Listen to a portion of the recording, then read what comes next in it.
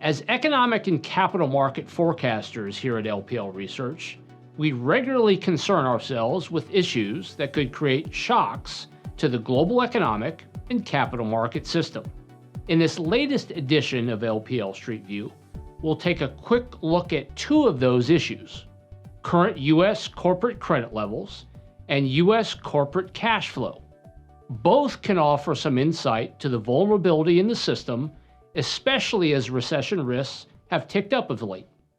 Historically, steep debt increases without a corresponding increase in corporate cash flow during times of some irrational exuberance have caused an economic fallout that presented downside shocks to asset prices. This was most recently seen during the economic and market downturns of the early 2000s and, of course, during the great financial crisis of 2007-2008. In this chart, we see that non-financial corporate credit as a percent of GDP rose sharply during both of those periods. And we also see that credit rose sharply during the peak of the COVID era.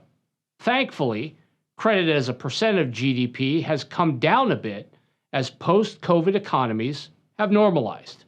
However, the overall lift in credit in recent years can be a bit concerning when it comes to gauging the potential for market and economic shocks as a result of excessive debt in the system.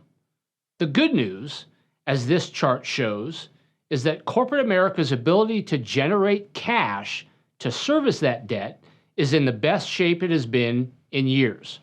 Current low levels of this debt to EBITDA ratio contrast with more unstable periods of past years. This highlights the relatively healthy nature of current U.S. corporate balance sheets, a condition that may allow U.S. companies to better handle a potential economic shock or simple economic downturn. We believe U.S. corporations are on better footing than they have been in some time. What's the message here?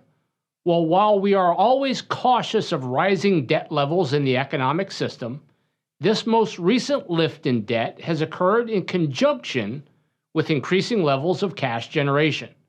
We believe this reduces that likelihood of an economic shock and could offset the risk that any near-term recession becomes deep or long-lasting. Thanks for listening, and as we always say at LPL Research, allocate wisely.